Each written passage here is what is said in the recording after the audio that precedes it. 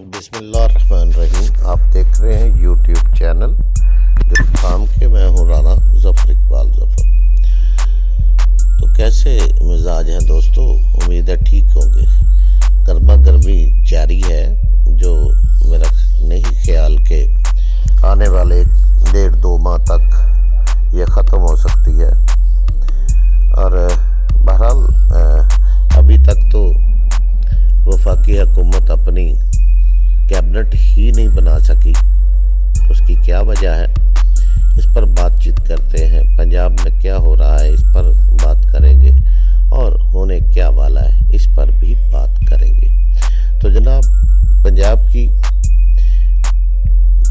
جو حالت ہم نے دیکھی ٹی وی پہ، تبصرہ نگاروں سے جو سنا، تجزیہ نگاروں نے جو بیان کیا، دراصل میں اکثر یہ دیکھتا ہوں، تجزیے بھی سنتا ہوں، ٹی وی پر بھی دیکھتا ہوں، تو مجھے پیپلز پارٹی، نون لیگ، تحریک انصاف کے درمیان کم مقابلہ لگتا ہے، اور ان کے جو چاہنے والے ہیں، خاص طور پہ جرنلسٹ برادری، صحافی برادری، ان کے درمیان زیادہ بڑھ چڑھ کر ایک دوسرے کو رگید رہے ہیں، بڑھ چڑھ کر ایک دوسرے کو برا بھلا کہہ رہے ہیں.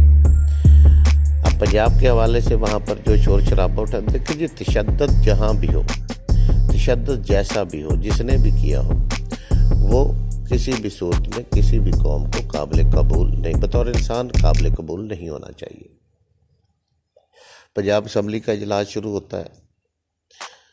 سب سے پہلے تو وہی ریت جو دہرائی گئی تھی، وفاق میں وہی ادھر بھی آئی. اب منحرف وہ ڈپٹی اسپیکر صاحب ہیں، وہ جو ہی بیٹھتے ہیں تو ان پر حملہ ہو جاتا ہے، لوٹے آ جاتے ہیں، لوٹا شروع ہو جاتا ہے، ان کو کھینچا تانی کی جاتی ہے، شاید تھپڑ شپڑ بھی لگے ہوں. اس کے بعد پھر لوگوں نے دیکھا کہ پرویز الہی صاحب عمر رسیدہ آدمی ہیں، ان کے ساتھ بھی کچھ ایسا ہی ہوا. وہ ایک بازو سامنے کر کے، خیر کئی تو کہتے ہیں کہ چھوٹ گیا، لیکن وہ ٹوٹنے والی بات اس لیے نہیں مانی جا سکتی کہ اگر بازو ٹوٹ جاتا تو کسی بھی حالت میں وہ جس طرح 1122 والا بندہ اسی ہاتھ کو کھینچ کر لا رہا ہے، یا پھر جناب اپنے بددعائیں دے رہے ہیں تو وہی دونوں ہاتھ اٹھا رہے ہیں، تو یہ ماننے والی بات نہیں. لیکن ہاں، تشدد ضرور ہوا، کھینچا تانی ان پر ضرور ہوئی، جس کی کسی بھی مہذب معاشرے میں اجازت نہیں دی جا سکتی. اس کے بعد گنتی کروائی گئی.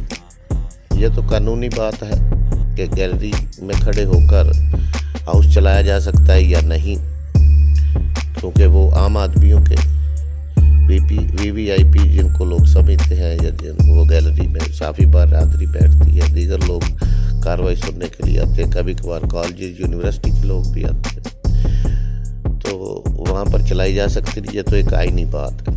لیکن اس کے بعد جناب گنتی ہوئی، 197 ووٹ حاصل کیے جناب حمزہ شہباز صاحب نے، اور ڈیسک بجایا گیا وزیر اعلیٰ پنجاب کے حوالے سے.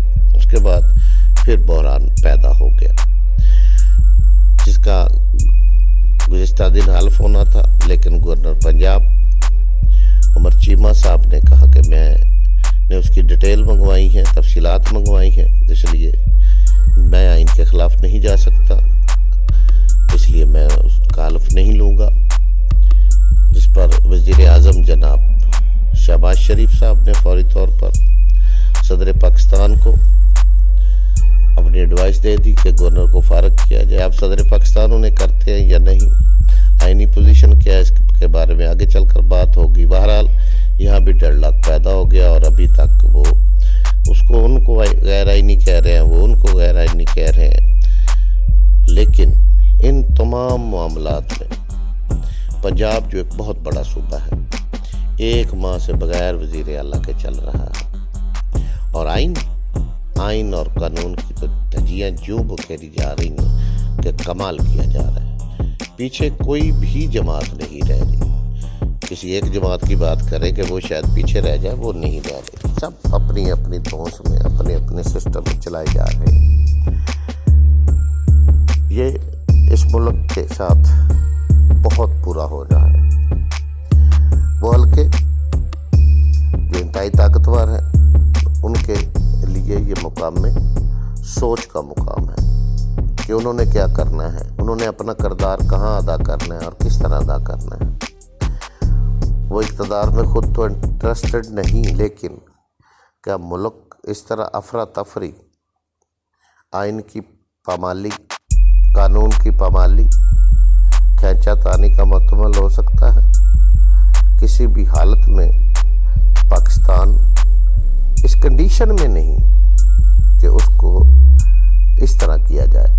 بہرحال ہر چیز بلڈوز کر دی گئی ہے، اس وقت ہر چیز بلڈوز کر دی گئی ہے، تو پھر ان سے کیوں نہ وہ آدمی سبق سیکھے گا، غریب آدمی، ماڑا آدمی، جرم پیشہ، کہ جب بڑوں کو ضرورت پیش آتی ہے تو وہ اپنی مرضی کا قانون آئین بنا لیتے ہیں، تو پھر وہ کس آئین اور قانون کی عزت کرے گا؟ کیونکہ جب کوئی بھی آدمی ہے، بچہ ہے، وہ بڑوں کو دیکھتا ہے، وہ بڑوں کو دیکھ کر آگے بڑھتا ہے۔ قوم جو ہے وہ اپنے لیڈران کو دیکھ کر آگے بڑھتی ہے، ان کی سوچ اپناتی ہے، ان کا طریقہ اپناتی ہے۔ تو جب اوپر سے ہی یہ سب کچھ ہو رہا ہے، سب اپنی اپنی دھن میں کیے جا رہے ہیں، تو پھر کس طرح آپ کہہ سکتے ہیں کہ عام آدمی، چور ڈاکو قانون کی عزت کرے گا، آئین کی عزت کرے گا؟ تو یہ ساری چیزیں جو ہیں یہ سوچنے والی ہیں، اور طاقتور طبقوں کو اسے فوری طور پر کنٹرول کرنا ہوگا، ورنہ یہ بات بڑھتی چلے جائے گی۔ تو چلتے ہیں جناب، وزیر اعظم عمران خان سابق جو ہیں وہ پشاور میں اپنا جلسہ کر چکے، کراچی میں اپنا جلسہ کر چکے، دونوں جلسے ان کے بہت کامیاب رہے، تکڑے رہے، عوام نے ان کو رسپانس دیا۔ جلسے میں موجود لوگوں کی کافی تعداد تھی، وہاں پہ انہوں نے جو پیغامات دیے عوام نے بڑی اچھی طرح سن لیے۔ ISPR کو انہوں نے جس طرح بڑے سلجھے ہوئے انداز میں جواب دیا وہ بھی لوگوں نے سن لیا، لیکن جس طرح ایک طرف تو وہ آگے بڑھ رہے ہیں بڑے محتاط انداز میں، دوسری طرف پاکستان پر اپنے حکمرانی کی مہر ثبت کرنے کے لیے آصف علی زرداری صاحب بڑے پیار سے بڑھ رہے ہیں۔ انہوں نے سب سے پہلے تو اپنا سپیکر قومی اسمبلی منتخب کروا لیا، اس کے بعد انہوں نے صدر پاکستان اور چیئرمین سینٹ، چاروں گورنرز اور اس طرح کے تمام عہدے انہوں نے مانگے ہیں، اور ساتھ ہی وہ یہ بھی کہہ دیتے ہیں کہ چلو جی رہنے دو، کر لیں گے، پہلے جو ہمارے الائنس ہیں، جو چھوٹی جماعتیں ہم نے ان کو نوازا جائے۔ تو ان کا مطلب کیا ہے؟ ان کا مطلب یہ ہے کہ چھوٹے الائنس میں جتنی بھی جماعتیں ہیں، نون لیگ کے ساتھ تو زیادہ تر کسی کی ایفیلیشن نہیں، سب جماعتیں جو ہیں وہ اگر فرض کرے ANP کا اگر خیبر پختونخوا میں وزیر اپنا گورنر ہوگا تو وہ رسپانس PP کو کرے گا، اگر ان کا بلوچستان میں ہوگا تو وہ رسپانس PP کو کرے گا، باپ پارٹی کا یا دوسری پارٹی کا۔ MQM کے ساتھ بھی ابھی تک وہ بھی اپنے ادھیڑ بن میں ہیں، لیکن زرداری صاحب بڑے سمارٹلی آگے بڑھ رہے ہیں اور بڑے طریقے سے کھیل رہے ہیں۔ اگر وہ چیئرمین سینٹ بھی لینے میں کامیاب ہو جاتے ہیں، صدر پاکستان کی طرف بھی وہ بڑھتے ہیں، اور پنجاب کا گورنر کے علاوہ دیگر گورنروں پر بھی ان کی حکمرانی ہوتی ہے، تو دیکھنا یہ ہے کہ نون لیگ کے پلے پھر کیا رہا۔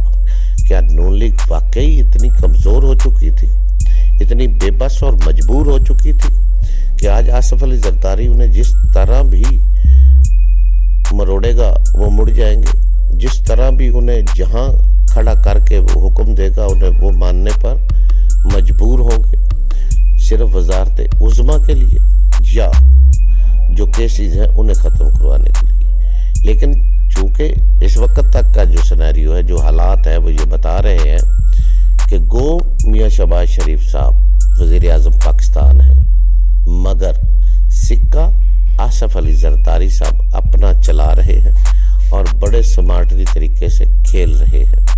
اگر وہ اسی طرح کھیلتے رہے تو لگتا ہے کہ وہ پاکستان کے تمام اہم آئینی اداروں پر، آئینی جگہوں پر، آئینی عہدوں پر اپنے بندے بٹھانے میں کامیاب ہو جائیں گے، اور جب وہ کامیاب ہو جائیں گے تو آنے والے الیکشن میں وہ اپنے بیٹے کے لیے بھی راہ ہموار کر چکے ہوں گے۔ اس کے ساتھ ساتھ آپ نے دیکھا ہوگا کہ کچھ دنوں سے مولانا فضل الرحمان صاحب کی بڑکے شڑکے نظر نہیں آ رہی۔ اگر واقعی وہ تھکے ہوئے تو بہت تھے، بڑے کئی ماہ سے وہ مسلسل محنت کر رہے تھے، راتوں کو جاگ رہے تھے، تو آرام ایک آدھ دن میں ہی ہوتا ہے، لیکن وہ خاموش، بالکل خاموش ہو چکے ہیں، کیونکہ صدر پاکستان بننے کا ان کا خواب تھا جو کافی پرانا ہے، لیکن آصف علی زرداری ان کے پھر آڑے آ چکے ہیں۔ اور ہو سکتا ہے اگر یہی سلسلہ جاری رہا تو ہو سکتا ہے کہ ان اتحاد سب سے پہلے مولانا ہی اعلان کر دے کہ مجھے پاکستان میں الیکشن ہونے چاہیے۔ یہ بھی ہو سکتا ہے، کیونکہ مولانا کو قریب لا کر پھر دور کر دیا جاتا ہے، عہدے دکھا کر چھین لیے جاتے ہیں، اور ان کے ساتھ یہ کافی عرصے سے ہوتا چلا آ رہا ہے۔ اور اس موومنٹ میں بھی سب سے زیادہ کردار مولانا فضل الرحمان صاحب کا ہے، لیکن جسے اب آصف علی زرداری بڑے نپے تلے انداز میں کھیل رہے ہیں اور اپنا سیاسی قد بڑھانے کے چکر میں ہیں۔ تو دوسری طرف پی ٹی آئی جو ہے، پی ٹی آئی بھی اپنا معاملات کو بڑے کلوزلی دیکھ رہی ہے۔ یہاں پر میں ایک چیز آپ کے گوش گزار کرتا چلوں کہ بعض تبصرہ نگاروں کے حوالے سے یہ تو سارے قوم کو علم ہے کہ جناب army chief general Qamar Bajwa صاحب کی میٹنگ ہوئی ریٹائرڈ آرمی افسران، سابق آرمی افسران سے، لیکن کئی تبصرہ نگاروں کا کہنا ہے کہ وہاں پہ جو میٹنگ ہوئی وہاں پہ بہت باتیں ہوئیں جس پر انہوں نے فوج کے حوالے سے تفضیلات کا اظہار کیا ریٹائرڈ فوجیوں نے، جس کے جواب میں آرمی چیف صاحب نے دیگر بھی بہت سی باتیں کی، عمران خان کی کمیوں کوتاہیوں کے حوالے سے بھی باتیں کی، اور یہ بھی معلوم ہوا کہ وہ الیکشن کا سوچ رہے ہیں۔ تو اگر ایسا ہے، ان تبصرہ نگاروں کے مطابق اگر ان کی رپورٹیں درست ہیں، تو پھر لگتا ہے کہ آنے والے 1-1.5 ماہ میں الیکشن کا نہ صرف اعلان ہو جائیں گے، بلکہ یہ تمام جس طرح آئے تھے اسی طرح واپس چلے جائیں گے۔ لیکن مجھے ذاتی طور پر یہ حالات کسی اور طرف جاتے نظر آ رہے ہیں۔ جس طرح کی افراتفری، جس طرح کی